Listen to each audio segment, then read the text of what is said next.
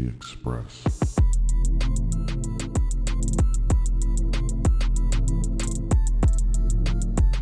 Welcome back to the Express podcast, everybody. We have a good friend of mine, my man, radio host, Mr. Carl Dukes. Just a quick little bio, has over 20 years. It's a long time, brother. It is, man. In radio and TV. Correct me if we're wrong, but you started your career in San Antonio, moved to Houston. Yeah, I You did. did some stuff for Houston basketball. I did. correct? I was the voice of the Cougars for a while, man. Good program. Yeah, and now they got a great program. Yeah, I like know. Yeah, they do. they might win the national championship. I went to the Duke Houston Sweet 16 game because we were in Texas to start the year or whatever and popped by, and that was crazy. electric. It was Electric. crazy. Yeah. Then you moved to Atlanta over 10 years ago and pretty much launched this the game, which is now #1 sports show. Yeah, Congrats. man. It's been a journey, man. I mean, like, to think when I got the call in Houston, the funny story is my agent calls me and says, "We're doing great. I'm working for ESPN. I'm covering baseball. I got a show. My brand is great, and my wife's doing great." And my agent's like, "Hey, Atlanta's the CBS. They want to talk to you about starting all sports in Atlanta." And I'm like, "Yeah, we're fine," and the moral of the story is, you never say no, right? You always listen to offers. And I was in this mindset like, oh, we're fine. I'm having a good time. I enjoy my job. The people I work with are great. And he said, just talk to him. And I said, okay, fine. So I get this phone call from the guy that started the station and the general manager here. And they were like, yeah, we're really interested. And I just kind of was like, honestly, at the time, I was like, I'm listening, but I'm not. Right. So they said, we want to bring you out here. And I had been to Atlanta tons of times. And I know, Dansby, you're from here. You guys are from here. This has always been a great city to enjoy yourself. Right. Correct. Right. Correct. Yeah, for sure. So, coming to whether it was Super Bowls or Final Fours or just coming to kick it, it's always been one of those things where like, man, I love Atlanta, but I never thought I'd live here. Right. So I'm like, okay. And I come out and I meet them. And long story short, man, they were very convincing. And at the time, CBS was, we're now owned by Audacy, but CBS was very committed to making this work. They had started, I think a few years before, they started 103 The Fan in Dallas, which is the station you guys hear Jerry Jones on, and they're the Cowboy station. Yeah. They had started the 93 The Fan, I believe it is, in Pittsburgh, or 93.7, which the guy that started this station, the guy that was running it, also built that radio station. And so they were in this process of building these stations around the country, and Atlanta didn't have an all sports FM with a really good signal. That's wild if you think about it. And this isn't that long ago. Well, that's what I'm saying. It's you're talking about 10 years. And that was what was really appealing. So, yeah, man, I'm just, happy that things worked out. Been blessed. I got a really good partner, and we do a great job working off of each other. And but it's been a lot of fun. And then to get the recognition around the country to say, hey, those guys, that's one of the best shows around the country. And that's really cool because, you put in all this work, man. You don't do it for that. I'm looking at him. You don't do it for all that. But it's nice when somebody recognizes, hey, you're pretty good at what you do. Right. I mean, came at the right we time. talk about this kind of stuff all the time, just like even as men, like we put our heads down and grind and we work, and like we don't do it for that, but there's always some type of little bit of fulfillment when people close to you or people outside that may not know everything that you went through to get to that point say like, hey man, like you're doing a great job. Yeah. And like you are performing at a high level. Like, because I've been working at it for so long. Correct. No, that's cool. But you definitely came to Atlanta, and I mean, the last 10 years talk about not just the growth of Atlanta, but like you came in a sweet spot for Atlanta sports. It was all upward trajectory, really. Yeah, let's see. So 12, that's talking like Hawks. That's so here's what's funny. I get here. It's Chipper, like that's the Chipper last game. Right? Oh, I was at that so game. I was here. We didn't start the station until October, but I was here in the summer because I was just literally, I told him, and it was cool. It was great, man. Like I said, CBS was like, look, we'll pay you to come early. And, even though you're not going to be on the air, and it allowed me to like get my feet kind of settled, get the vibe of what was going on. Nobody even knew, right? It's like literally my boss, me, and the assistant programmer. Like those are the only 3 people at the radio station, and we didn't even have a studio built. Like our 10-year anniversary was almost 2 years ago, and I put out some pictures like of, there's a table and some chairs. And the studio's not even built. Right. And I said, this is what it looked like when I got here. So they built a brand new studio, but that was the chipper last game where Braves fans are throwing stuff on the field. Oh, yeah. And I covered in the early mid 2000s, I covered the Braves teams that were making those playoff runs. And, I'd come to town, speaking of coming to town. Right. And it was always cool. Like the fandom for the Braves was different, it always was different when you came. And so, to your point, I say this to people all the time. When I took the job after, kind of diving in, I was like, dude, this is a great spot. And I think it's kind of a hidden gem. Honey hole. Right? Falcons, they've been good with Matt Ryan, but they hadn't, taken the next step. The Braves had that tradition and everybody loved them. Georgia hadn't taken that step. Not to that extent. And my dad's originally from Griffin, guys. So like he was always that Georgia fan that, growing up, we moved around, but he would always be like, man, they're so talented, but they never win. Yeah. That was my dad. my childhood. My entire life. That's Mitchell. Yeah. Right? That's why I didn't grow up Georgia. I'm like, man, every year I see the same thing. Every year. We got all these players and they never win anything. Right. So I heard that. So I'm looking at all of this and then I'm like, okay, Hawks. They don't have a star, but they're good. They're in the playoffs at that time, the Horford years, right? Say, the 5 All-Star year, Kyle Millsap, right? So I'm looking, but I'm like, but the thing that got me was when we started the radio station, the response, and we started from 0, bro. I mean, like a table when people talk about the ratings now, and you're like, we got 9s and 10 shares, it's great. Started from 0, right. But the response of people like wanting to be and talk about their teams. Was like, I felt that, and it's like an outlet because they've been talking about it, but just not publicly or on radio or. And the thing is, and no disrespect to the stations that were here, but you couldn't hear them. Yeah. And so AM. Right. Yeah. And so that was kind of like, so you had people like, man, I was on 92.9 The Game today and I could actually, my friends heard me. You know what I mean? Right. And it was like, there's something going on here. And I think that momentum is just built. And then we obviously, having the teams helps. Unfortunately, we didn't have the Braves. I wish we did. But we got the Hawks and the Falcons. And then when Atlanta United came, and that Atlanta United thing was a whole new vibe. Yeah. Yeah. It was almost like a shock to the. Legitimately, I'm still like baffled, honestly. I never would have guessed that the soccer team in Atlanta would just get as much pub. And obviously I'm like immediately. Well, and it's kind of like they say, oh yeah, soccer's the biggest sport in the world, and we're all like, yeah, okay, whatever. And then they get None here. of us grew up playing soccer, we're like, all right, yeah. Well, we always had our theories. We're like, well, if you're playing soccer, it's because you can't hit a ball. Yeah, it's like there's some. You can't spin a football. Mal quickly changed that perspective. Yeah, now I'm like, Premier League, what games are on? I'm trying to dive in and study, film for soccer and like how it works and everything. But it's taken off, and obviously y'all host that. No, man, I it's funny because we were on the air. Mike and I, we do a lot of just off the cuff stuff, a lot of times. And that particular day that hey, so we're kind of like talking about it. And in Houston, when I was there, the Houston Dynamo had started, but it wasn't anything like this. Right. It was like you had obviously Texas love for football.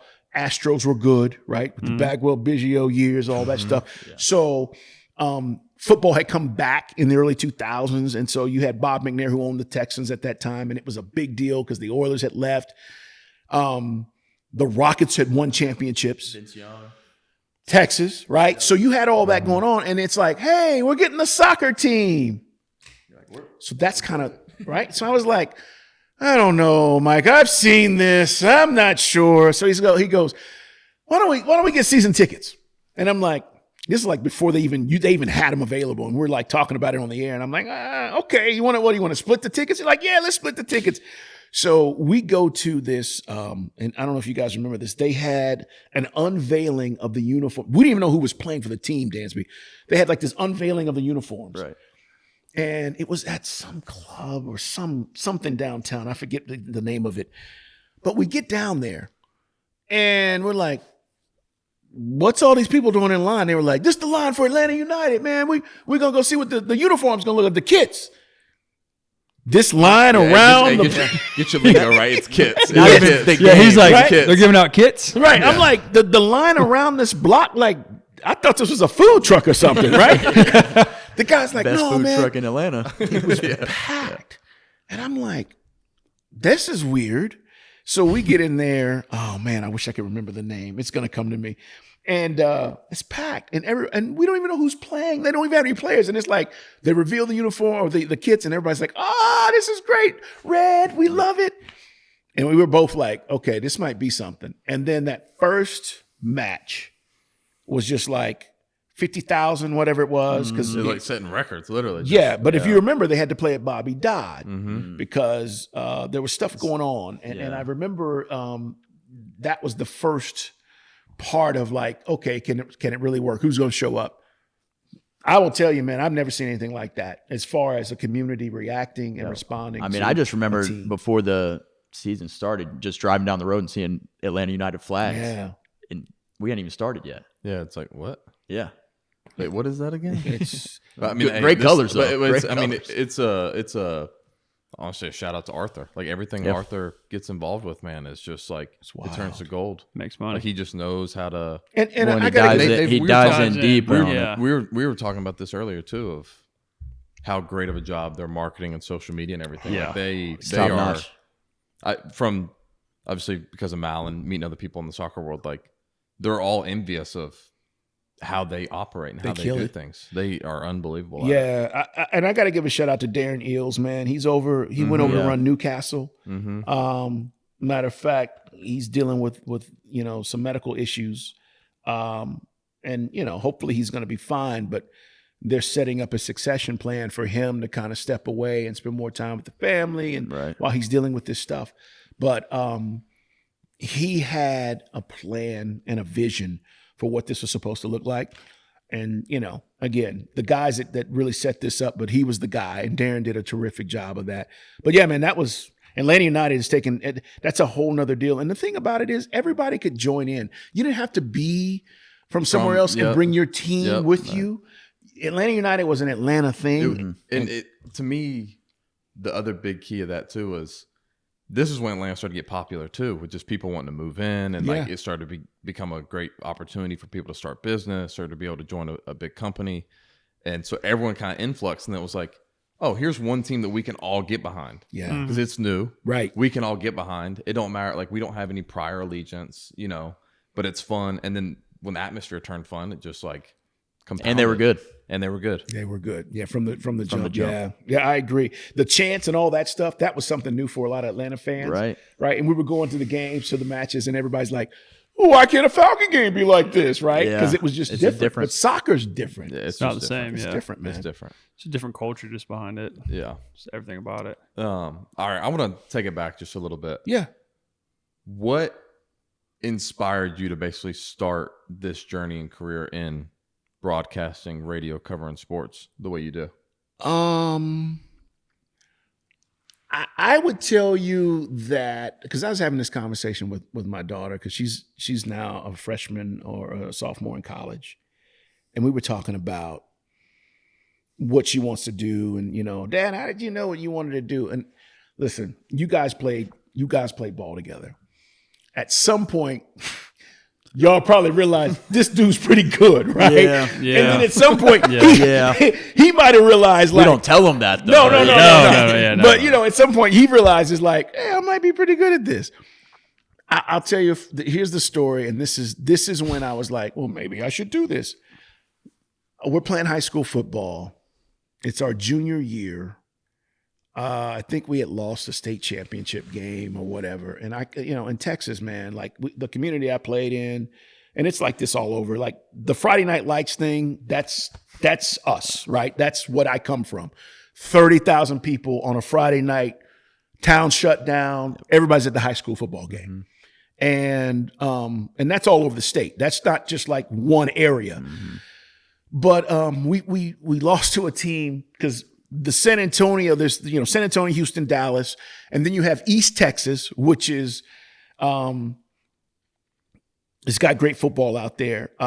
But when you get into the playoffs, you got South Texas and like the Valley area, which is way down south. Like you literally heading to Mexico.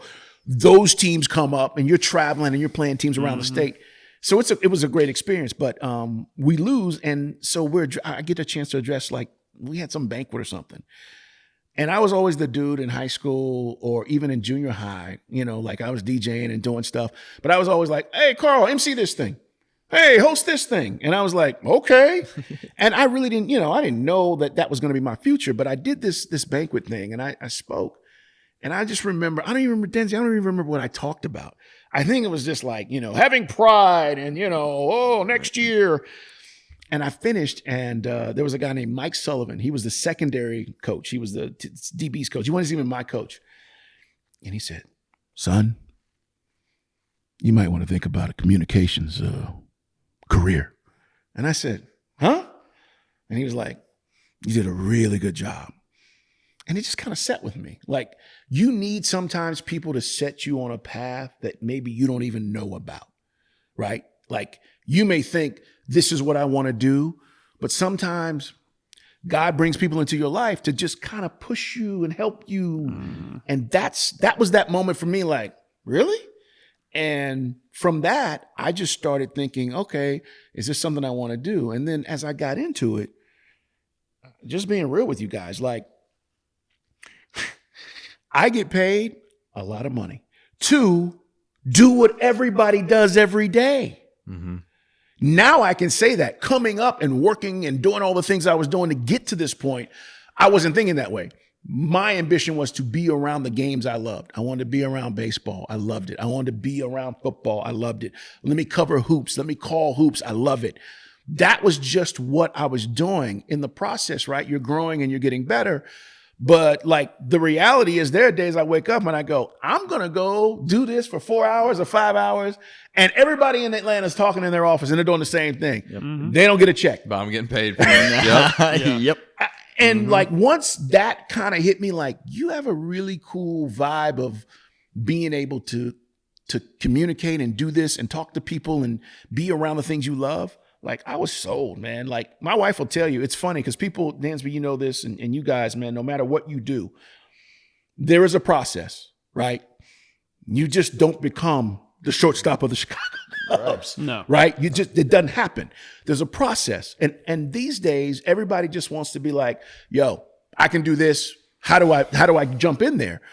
And my wife is potion. Yeah. And my wife is like, you mean like doing overnights, doing traffic, doing music? Like, you do all these things to help you grow as a professional, right? Reporting, being at, stadiums. And when I covered baseball, so these guys are at the stadium, in many cases, 2-3 hours before the game. Mm-hmm. The game happens. God forbid you have rain. Yeah. Right? Yeah. Or extras. The game happens, and these cats are usually there at least an hour after the game. People think they just show up and play baseball, right? Well, you're covering the game. We did the same thing. So I'm at the stadium 10 hours. You know what I mean? I'm reporting before the game. I'm reporting during the game. The game happens. I'm reporting after the game. Guess what? I got to get stuff ready for tomorrow morning so we can talk about. Like, those are the things that, like, people don't see. And that's the stuff that helps you become who you are. And my point is, that process, I had a great process. I had great people that mentored me, great people that showed me, this is how you do this. And you know this. I mean, like, if you don't have those things, you ultimately don't get to where you want to be. And you got to have those things happen. And sometimes they don't happen as fast as you want. And that was something else. Like, once I started doing it, I was like, oh, I should be in New York. Right. Now I think back, I'm like, idiot, you weren't ready for New York, Like, there are moments like you feel Texas like, boy in New York. I don't know. Well, you know what I'm saying? But that's how you feel. Like, you're like, oh, I can do this. Got it. Yeah.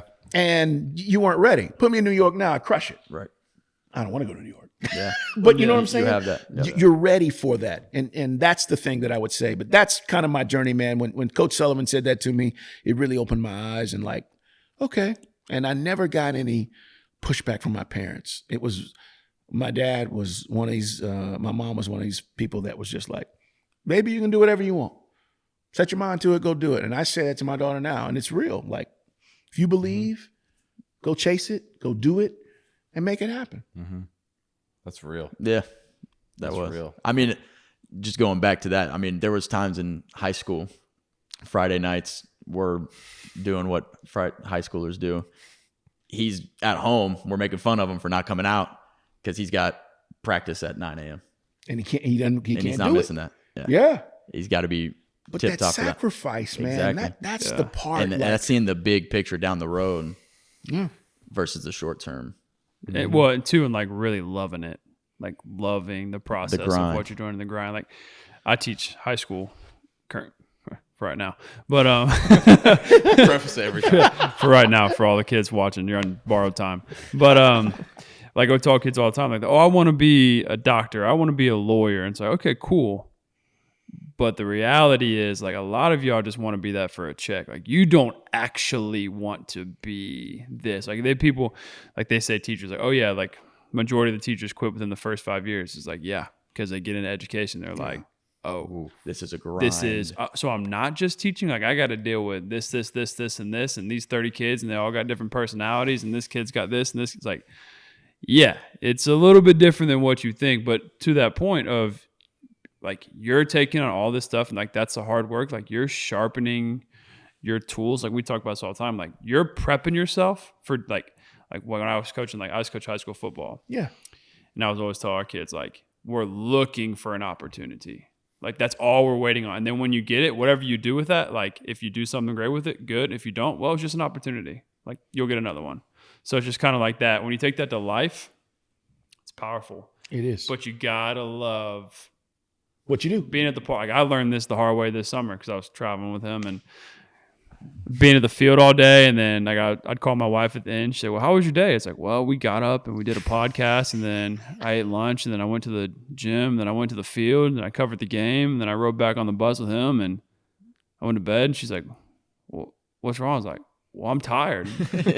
She's like, well, what does that matter? I was like Lexi, I didn't play a game. Exactly. And I don't have to wake up tomorrow Yeah, and I'm play another worn one. out. Like, I just took photos and videos of him. I didn't do any of the rehab, prehab, none of that. I was Then chilling. mind you, got to deal with guys like him asking me questions about why I did good or didn't do good. well. Yeah. Right. And Yeah. and you know, and then you're like, dude, I remember this is a funny story. So Jeff Kent, I'm just like starting to cover baseball. And Kent was an MVP, for those who don't remember, great player. Played with Barry Bonds, but he was kind of he was surly, right? So I'm a young guy, like I'm like, hey, you know, can I talk to you, Mr. Kent? You know. And he like, look at you. What do you want to talk about? And I'm like, oh, I just want to talk about, you know, your hitting and, you know, how good of a season you guys are having. I gotta take BP, come back and see me. Right. So he played these games. But I say all that to say, like, he would be one of these guys that if he didn't want to talk to you, to Dansby's point, like, and now everybody's so sensitive. Right. But he would be like, no, I'm not talking today. Or no, I don't want to talk to you. And then he might go 3 for 4, and after the game, you're walking by. I'm not messing with him. And he's like, you want to talk? He's like, Hey, and you're like, but he knew I was there all the time. Like when he saw me, there were certain guys that you get to know around the media, and it's like, so I'd be like, yeah, and it was cool, but like I've seen him go in on people because they're questioning his work ethic or he's not doing enough, and he's like, you know, Kent would be like, you know how hard this is, right? You know what I mean? And some guys will say that, and then other guys, you know, they just ignore it and be like, yeah, man, whatever. Experienced that early in my career too. You It's like, did? oh my gosh, just like all the time getting questioned for everything. If you have a bad game or you're not playing well, even like my full rookie year, not playing well, and it's like if I was seen out the house, it's like, why aren't you the cage? Get in the cage, bro. Yeah. It's ridiculous. Like you don't even realize the amount of time and hours I put in, anyways. Well, part of that Let too alone, is like if you're a journalist, you got to come with good questions. I agree. Yeah, Like you can't be well, like, and why then- aren't you hitting? If I knew, you think I'd I change swung and I missed the ball. No, it's hard. I don't know Ball's either. moving multiple Why directions. aren't y'all winning? I'm like, well, to be honest, if y'all got suggestions, I'm open. My ears are open. Yeah. Because realistically, they scored more runs than we did. So therefore, Right. And that's how you win. It's like how they won, you know? the question to the Baylor guy in the Final Four is like, well, how do they get more rebounds than you? It's Yeah, like, well, they see what happens is like he jumped up and he grabbed it and he brought it down. And yeah, they did that more times than us. So that's pretty much how they got more rebounds. Yeah, It's like you got to come with good questions. Like they're talking. Like I listen, not every day, but every once in a while, I'll tune into like Pat McAfee show. I was talking like Belichick For sure. and Pat was asking Saban. He's like, how do I get him like like talking? Like he's kind of like still in like coach like PR mode. He's like, well, ask him like detailed questions. Like ask him what he thinks about like 3rd and 6 or this call or this formation. He's a detailed dude. Right. Because he's like, then you'll get him talking because he's back in, like he's intrigued too. And it's kind of like you can't go and ask like him, like, how's your, what's your approach to the plate, or how come we can't stay on this pitch? It's like, I'm working on it literally every day. Yeah. And sometimes they get paid a lot of money and they're really good too. That's the way we say pitchers drive nice cars too. That's real, dude. Yeah. It's a habit game, man. I mean, like habit, right? I mean, you throw 800 fastballs at me, I get a chance to see it at some point. I feel it. But no, that's interesting. I didn't know it came at you like that, but it makes sense, I guess, with where you were picked, right? That's part of it. I mean, Trade. I mean, where the Braves were as a hometown kid organization then. I mean, and I'm so thankful for every bit of it. And we've touched on this before here, just like being picked where I was picked, getting traded back home. The Braves were in the rebuild. I was kind of like the first recognizable name of a rebuild. True. Immediately go on billboards everywhere, not to my doing, not even to my knowledge, right? And the expectations that I'm essentially some type of like savior for this organization in this city. And it's like, I get that comes with the territory, right? Whenever you sign a big deal or wherever you get picked high, it comes with the territory. However, there's got to be some reasonable expectations for any young player. And we were talking about, NFL quarterbacks and all this kind of stuff, where you got to let them go through the grind a little bit and then figure it out. And ask me again in 3 years and we'll see where things stand. But when you put everything under a microscope, I could come up with any and every reason for, why you're not doing good or why someone is doing good. I mean, it's a hard game. I mean, it's a hard life. It really is, but it comes with the territory. And so that's why you don't shy away from it. Right. But also part of it is the educational component of people knowing and understanding what goes into it, at more of a detailed level. Yeah. So I was just going to ask, obviously you've done both like radio and then like TV broadcasting. Talk about what are some of the pros and cons, not only of the difference of the radio and the TV, but like how do you go about your prep for those? Obviously TV may be like more like stats, knowing the guys on the court, the field, whatever, and then dive into that a little bit. So TV, man, it's sound bites, right? It's just so much quicker. Like, for example, the thing I love about radio, and I always have, and even like this format, is the freedom to kind of, if I want to spend 15 minutes on something, I can, right? 20 minutes on something, whatever it might be. TV is a set time limit. This is what we have, and we have to be out in that time. And you can't go, 5 minutes over. And so it is literally sound bites and knowing how to get in and out. That was the key of learning about doing the TV stuff. And then as far as the prep is concerned, like I don't think people understand, just like getting ready for a game, and I'm not comparing it obviously to any, professional sports, but the work that's involved behind the scenes, a lot of times people just think that you come and show up and turn the microphone on. So for me at this stage, it's different. But my wife will tell you, like, I'm up early, usually up 6:30. I'm already looking at stuff. By the time, depending on who I'm talking to, my thing now is, and I say this all the time, and it sounds like a smart ass, but I'm always saying, I know who I know, I don't know who you know. And part of that is there is so much accessible information now for the average fan. When I first got into this, that wasn't the case. Correct. Right. And there were literally, and I've said this, like back in the day, like I'm going back, 20 years ago, people would call in and you'd be like, hey, how many games did the Cowboys win in 88? And you'd be like, hold on. Right. Now Yeah. 2 seconds, right? So, but there's so much accessible information that if you want to really be a knowledgeable fan, it's easier. The difference is, who are you talking to? What information are you getting? And who do you know? Right.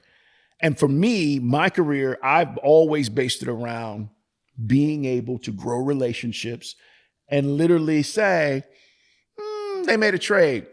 Can't talk to him because he's not going to tell me anything, but I can talk to him. And that is what a lot of what I do now, and try to gather information so that I can communicate that without obviously telling sources and telling people what's going on, but giving them an idea. And I hope, like you said, you listen. I want to shape a story or shape something for you that you kind of go, wow, Duke said that today. That's kind of interesting. Yeah. I'm telling you what I know. I text them, hey, you know what I'm saying? Yeah. Duke's is hinting almost like this might be a thing. Yeah, exactly. So, but without giving away. And I think I spend a lot of time talking with people now doing that, but I also spend a lot of time, and I just tell you guys, I wasn't an avid reader as a kid. I read more now than I ever have. I read for leisure. But I also I'm a news junkie. And when I say that, I'm not talking about news per se. I'm just saying I want to read the perspectives of everybody around the country and people I respect and what they think about things. And it helps me grow topics, which is what we do, right? So Braves are making moves. All right. What's my main concern? So my prep might be, for example, we're going to talk about this today. I want to talk about the pitching aspect, right? You look at the core group, they've got guys. These guys are going to get healthy. They're going to come back. My concern is, how do you feel 60 innings with Charlie not coming back and Max Fried? That's now my mindset. And now I'm going to prep to look at that aspect. Who's available? What's the cost? Dansby will tell you, I did this when he was going through his thing, and I'm like, yeah.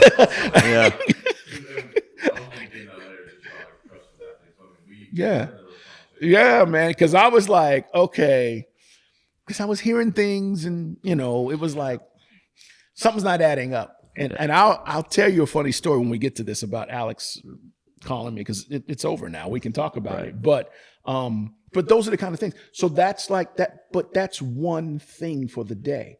I got 5 hours to fill. Yeah. So what else is going on in the NFL? So to answer your question, my prep, and I tell people this, it can depend. There are some days that are they're easy. Like a Monday after a Falcons win is one of the easiest days. You have content. Correct. But there are days on a Wednesday where you're like, okay, what's happening? What else is going on? I may prep 4 hours. Well, yeah. And that's what I was thinking, how does seasonality play into what you do? And it's, the dog days of summer, and all you got is baseball. It is. And summer's, I mean, like the it's hard as a sports fan too, because it's like, there's always like that one dead period. It's like NBA finals maybe just ended. Yep. And it's like, you literally just kind of have baseball going on, but there's not like, Tuesday night, what's happening? Well, nothing. Together. And when he was struggling, when he came home from the game, dude, we're playing pool. We're playing ping. Like, we're staying up way too late playing pool. But like, baseball wasn't ever even addressed. Right. Like, it was like he just left and came back, and we just kept it moving. And I commend them for that too, because they knew. And it was like, and I felt bad for them too, because every day they're like, man, what can we do to try and uplift him today? What can we do? Like, we know he doesn't want to talk about it, but like, does he want to talk about it? I don't. We don't talk about it. But so we watch the game, right? I mean, because but that's great on, man. That's what friends are. I mean, seriously, like that's what friends do. But their relationship building thing with players is harder than it used to be.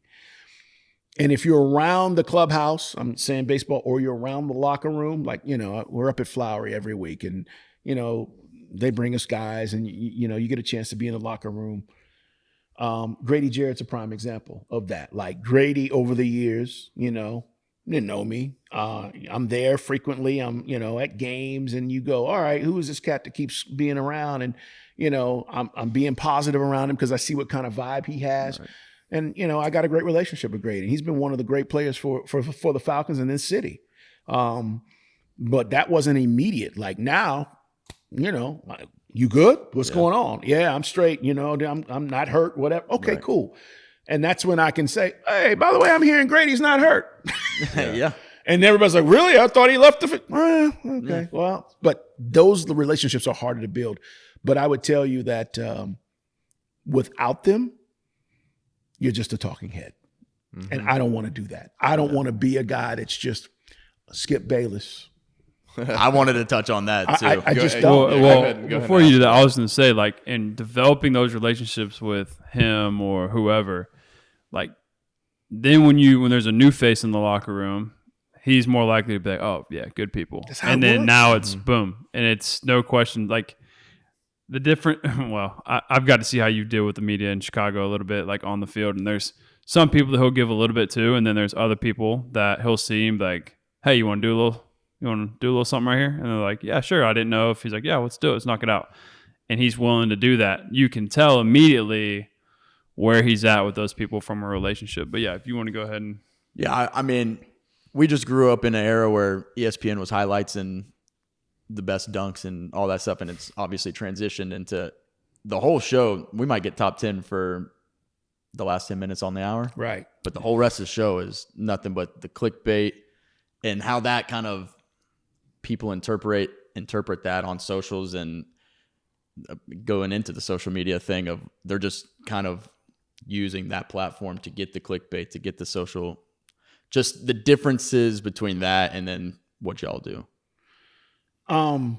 Listen, I'll give Stephen A lot of credit.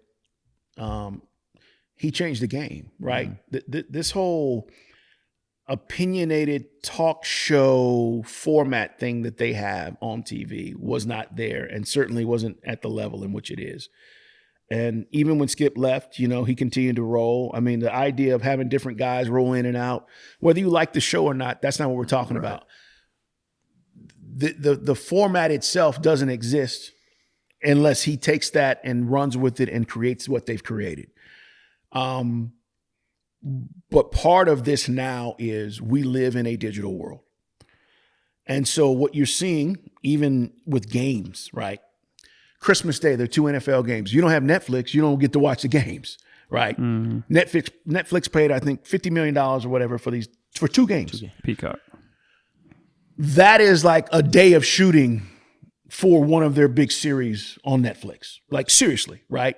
So when you put it in perspective, but sports is just, that is where we're living. So those click things you're talking about and how that is interacting with the audience and getting them to like gravitate to whatever it is they want them to gravitate to. Stephen A. says something crazy. They put that out there, right? Did you see what he said? Right. And all of a sudden it gets a life of its own. It's viral. And now they're getting more people to go, I got to watch that. Yeah. That's the intent and the purpose. And they do a great job of that. I think for what I do and what we do locally on a local level, as far as just having a talk show, and this goes for any market, there is an intimate relationship with your audience that 1, they trust you. 2, they think you know what you're talking about. And 3, they're coming to you every day. It is literally a relationship, unseen, unheard. I get to listen to you in my car. You don't ever see me. I don't ever call you and I don't ever talk to you, but I'm here for you every day. Mm-hmm. That is a weird relationship. But that's what happens versus just trying to create attention for certain things or topics or whatever it might be. That's not my goal. That's not what we're trying to do. And so I want to build a relationship with the audience that says, you know what? Something's going down. I trust them. I'm going to them. Yeah. They're going to know, and they're going to tell me what they really think about it. And they care like we care. And that's it. Right. Yeah. And that's, that's so interesting because something I wanted to hit on too was, have y'all found it challenging as radio hosts to combat with like what we're doing now in the podcast space? There's all these different outlets now for people to put their opinions out there. I mean, you see athletes doing all the time, like Michael Parsons is hosting his own, Mookie has his own, Travis Hunter. Like all these guys have their own space in which they can get out their own stories. Have y'all found it challenging from like an actual like business standpoint? No, to like stay up with the times almost in that regard. It's challenging because you only used to be able to hear Dansby Swanson if we asked Dansby Swanson a question and answered it on our station or our show or in a scrum. Dansby can literally leave the game now. Cubs play the Reds. He went 4 for 4, 4 home runs tonight, and set this up and come in and go, look, let me tell you about my 4 for 4 night. And you're going to get 1 million people watching it because they want to know what happened. Why did you go 4 for 4 and hit 4 home runs? Now the audience doesn't have to wait for us to do that. And I don't even know, like I don't think the business knew how this was going to this stuff was going to change our business from an athlete standpoint. One, you can put your message out. No more press conferences. I don't need a press conference. I'm gonna put it on Insta, and get the word out. I'll give you the vibe of the locker room after a win. I'll Instagram live it. Correct. Correct. And so that, like, you didn't get that. You had to, like, wait for us to come into the locker room, and now we're going to experience this for you, and then we're going to put it out there. So it has been challenging because that aspect didn't exist. But I also think that there are a lot of guys that are doing it that could be doing it a lot better.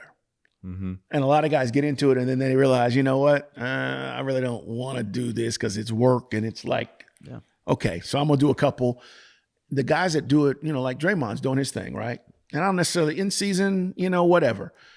But Draymond's really good at it. Like he's got an audience and he's been consistent and like he's giving you stuff that, hey, this happened in the game the other night. And that's the stuff that people want to hear. That's the stuff that hurts us because we only used to be able to get that and say, you're not going to believe what Dansby told me about the game the other night. Draymond's like, I'm on my own podcast. I'm telling you right now. Right. Yeah. So it's been challenging. No, it's hard, man.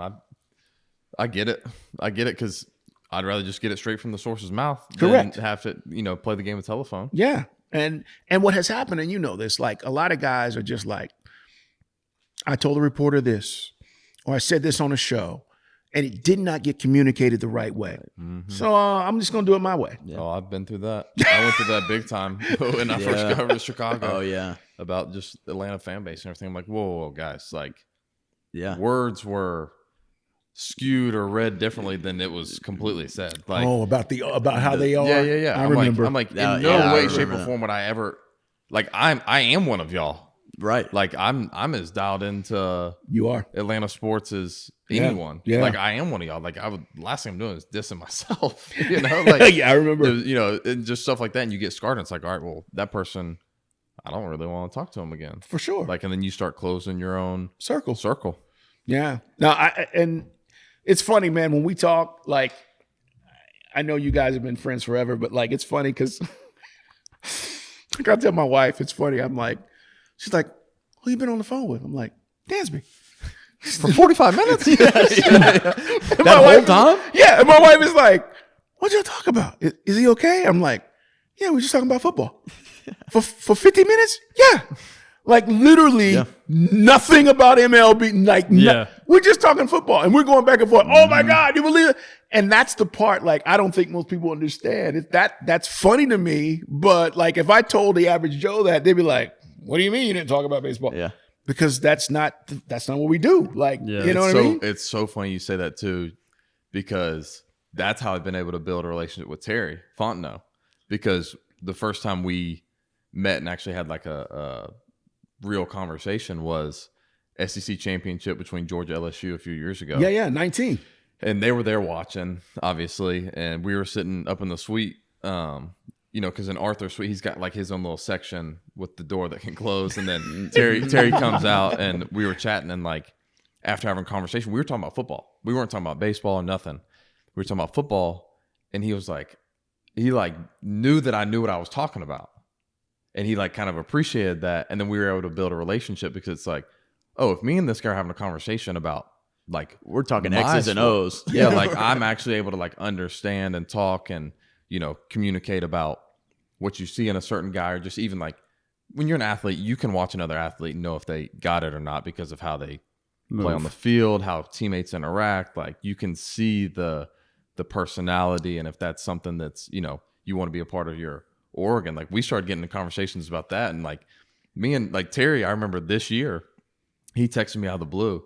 He was like, man, I'm on, like he was down on vacation somewhere. He's like, man, like y'all's game was on and I was watching your game. Like good to see you from afar, yada yada yada, That's and cool. like texting and stuff. And Yeah, that's cool. but it just goes back to like the relationships and building trust, because if you're prepared or know what you're talking about, Yeah. people are going to give you the benefit of a doubt more than if you're just kind of out, landishly talking about whatever. Just say it. Just say it. Just talking to Craziness. talk. Yeah. Yeah. Yeah. Yeah. That's fun, man. That's cool. But yeah, that it makes me laugh but that's how it is. It's true, right? I have like my call list basically of like my weekly I weekly work in Falcons Lawrenceville calls. and I drive to Marietta, and there's some times that Dansby and me talk Falcons from when I leave the parking lot to when I get in the driveway. Well, like this summer when we, it was like literally, and it's funny because in my head, I'm like, knowing that schedule a little bit when you're in season, I'm like, where you at, bro? Like, you know what I mean? And he's like, so this Cousins thing.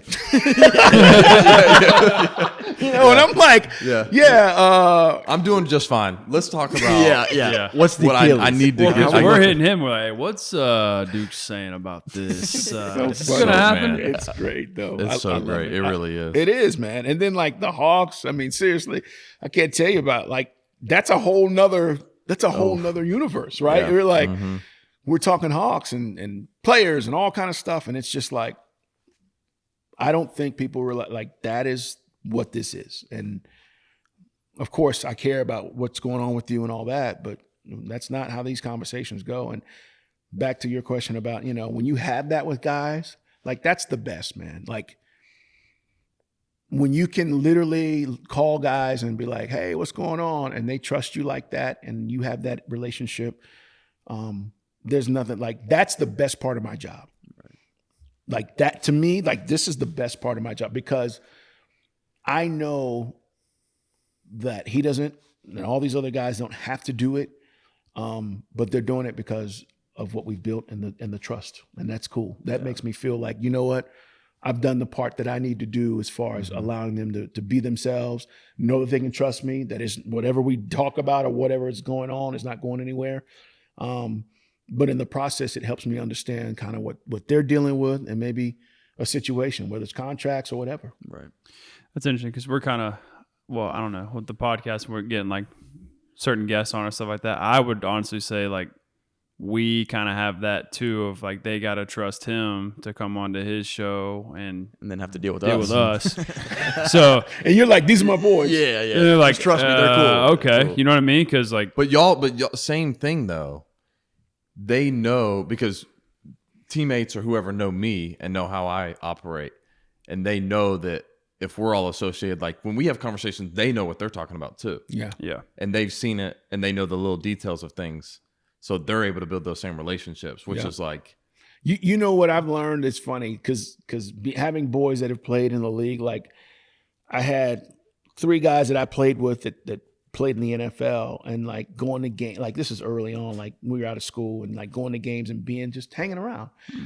The crazy thing is the guys on his team, whatever team it is, they want to make sure like whatever's said is going to stay there. Right. That's to Dan's people. Like, it's not even that you're, hey, these are my guys. Okay. But I need to know like whatever's going to be said. Right.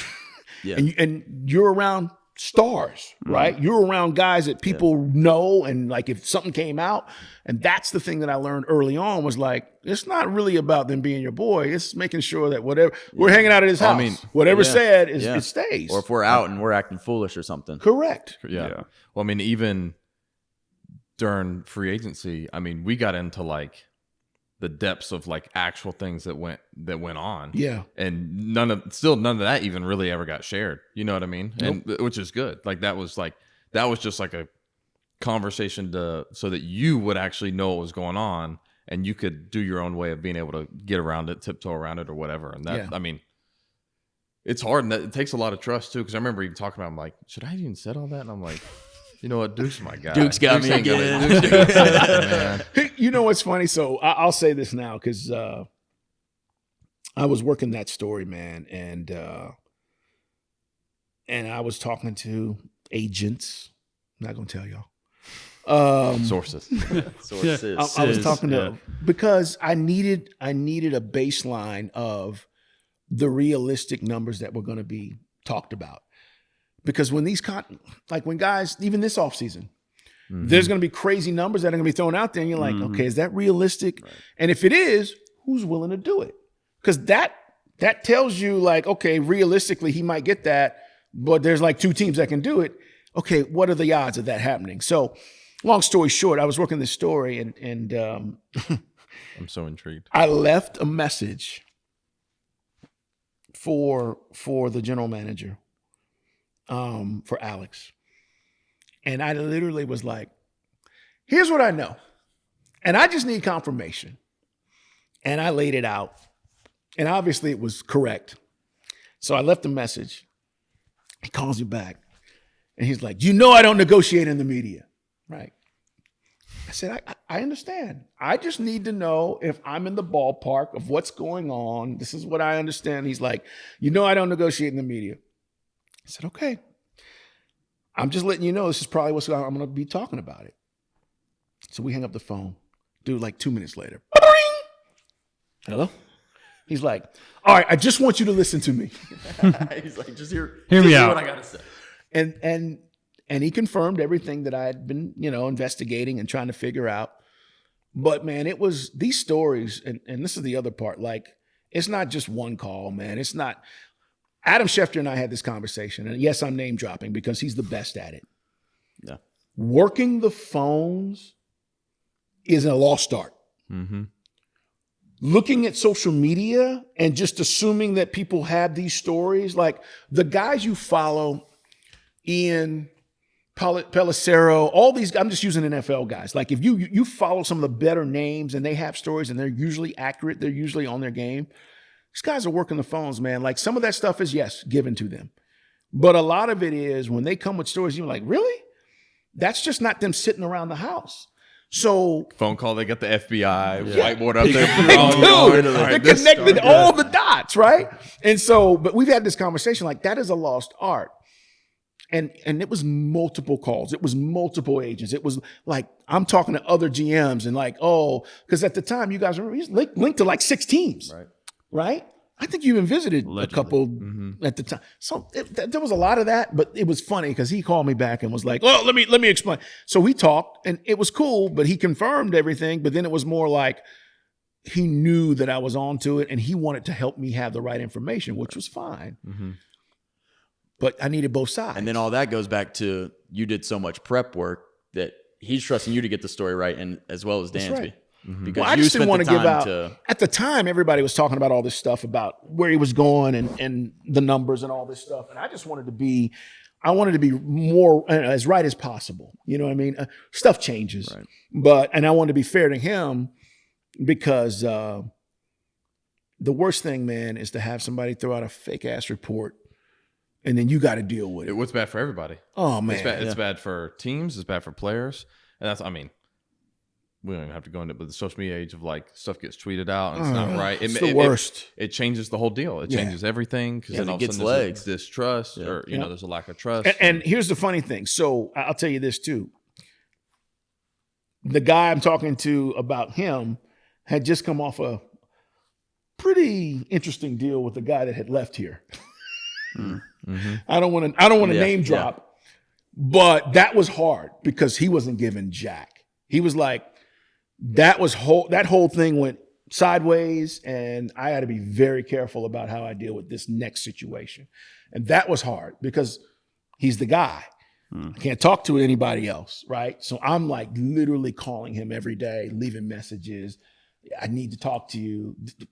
And he finally called me back. But that was one of those things where it was like, and for those who don't know, we're talking about obviously a player leaving Atlanta and everybody being, all upset about it. But that played into the information that I could get. Wait, I mean, you feel me? So that was tough, but it all worked out. Yeah, always does. Everything happens for a reason. Right. Yeah, absolutely. I mean, if we're going to touch on name dropping, one of my questions I want to ask is either the biggest sports moment that you got to cover, either TV or radio, say the next day, good or bad, because I have a bad one that I think we're going to talk about. We don't have to talk about it, and or person that man, you interviewed or so. This sounds like because I met a lot. I met them all, man. Right. Like Been doing it for a while. A long time. When it's not that I don't appreciate what guys do, but I'm not starstruck to the point where I was when I was earlier in my career. Like, and I always tell this story, like the first time I was around Jordan, okay, 96 Bulls, I'm literally fresh, just like, what do you want me to do? And they're like, go cover the game. And I go cover the game. Bulls are in town. And it was like the Beatles, right? I tell people this, like, prior to social media, you just don't have any idea of like their bus pulling up and thousands of people being at the hotel, just wanting a glimpse of Michael Jordan, right? Nobody's texting or tweeting and saying, oh, by the way, they're going to be down at the Marriott. I don't know how these people even knew. Right. People at the bus, they come into the hotel, there's security everywhere, bus gets to the arena, thousands of people waiting for them just to get a glimpse of them going in the arena because they don't have tickets. Right. And it was just like that's all. I'm like, holy crap. But the first time I'm in the locker room and, you're just like, and there's 8 million guys around Jordan, right? Everybody's trying to stick their mic in there and you're like, yeah, and I tell this story where I was like, oh, Mr. Jordan, I'm like, Mr. Jordan, you average 32 points a game. And how do you do that? And it was some stupid question. And Mike like literally goes, it's only 4 a quarter. And it was like the simplest answer, right? It's like, no, I think he said 8 a quarter. I said he said 8 a quarter. But he said it's basically four buckets, like, a quarter. And I was like, okay, thank you. And it was just funny, but he had this aura. And this is what I'm getting to. All the stars that I've ever come across, doesn't matter the sport, have it. They all do. And if you've ever been around it, you've seen it, you get it. Mm-hmm. There is this it factor about these dudes. Yes, they're great, but like when you run across them or you interview them or you see them, it's like it's different. He's different. Yep. It's different. And that's real. Yep. Yeah. Well, and that's what we're talking about when athletes watch other athletes. I can watch say, yep, or I can say, Yep. Nope. Yep.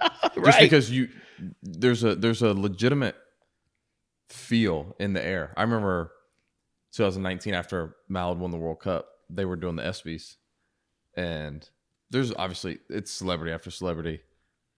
Kobe walked on stage. R.I.P. Rest in peace. And he got on stage. It was the suit that he wore. It was nothing flashy, but it was perfect. He got on stage and like talk about like everyone like attention just going. Yeah.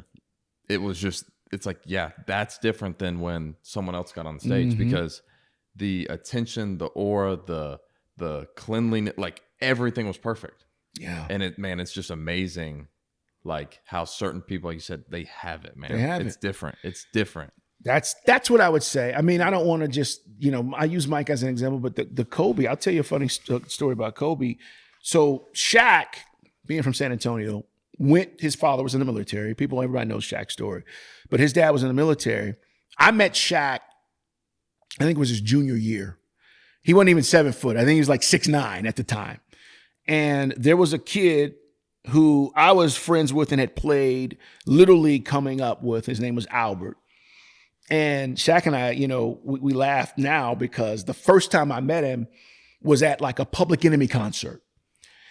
So I'm at the concert with one of my childhood friends who still lives in Texas, and we're there, and he played basketball, so he was like 6'5", and Shaq was like 6'9", right, at the time.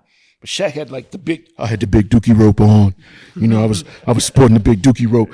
And so my boy Albert, I think we're like, I think Shaq's in 11th grade, and we may be, because I'm a few years younger than he is, obviously.